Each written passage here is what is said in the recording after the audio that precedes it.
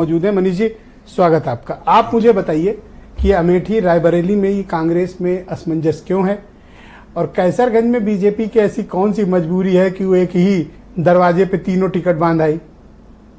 ब्रजेश जी, अमेठी के लिए तो मैं आपको एक चीज बताता हूँ। 10 साल में आप बदलाव देखिए कि स्मृति ईरानी जी अब अमेठी से अपना वोट कास्ट करेंगी और राहुल गांधी जी इस बार अपना वोट आम आदमी पार्टी को देंगे।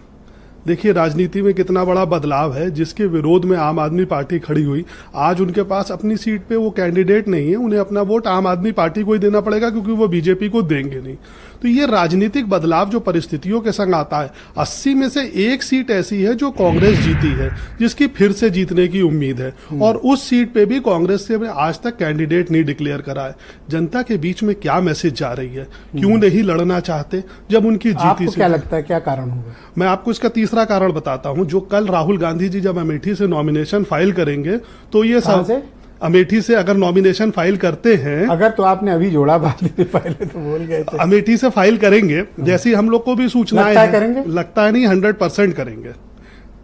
तो जीतेंगे तो छोड़ेंगे कौन सा अमेठी? वही यही तो मैं अगर सवाल, जीते तो यही तो मैं सवाल लेके आना चाह रहा था कि अमेठी की जनता के संग ये धोखा होगा क्योंकि वायनाड में आप प्रॉमिस करके आए हो, वायनाड में जिस जाति को, जिस विशेष समूह को आपने टारगेट करा, लगता है यही असमंजस है जिसकी वजह से तय नहीं कर छोड़ेंगे कौन सा अगर जीतते हैं तो? नहीं, राहुल गांधी जी ने ये क्लियर कर रखा है कि मैं अमेठी छोड़ूंगा क्योंकि वो उस जाति और विशेष समुदाय को नहीं छोड़ना चाहते ना। वही तो उनकी राजनीति का आगे का आधार है, मुस्लिम जाति।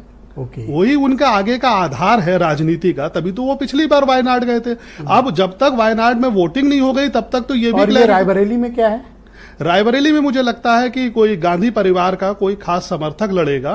प्रियंका गांधी जी चुनाव नहीं लड़ेंगी, ऐसी मेरी उम्मीद है। तो कैसा होगा वहां दिनेश जी जीतेंगे। दिनेश जी ने जो पिछली बार इतना मार्जिन कम कर दिया था और इस बार समाजवादी पार्टी के भी जो कुछ विधायक हैं उन्होंने अपना फेवर जो है भाजपा की तरफ दिखाया है, तो मुझे लगता है दिनेश जी के लिए वो सीट केक वॉक के रूप में हो जाएगी। केक वॉक होगी, नॉन गांधी। और अगर गांधी जाते हैं तो? गांधी आते हैं तो फिर वो एक टफ फाइट होगी। हाँ, लेकिन उम्मीद बहुत कम। ओके, वीरेंद्र जी भी हमारे साथ इस डिबेट में आ गए। वीरेंद्र जी, स्वागत है।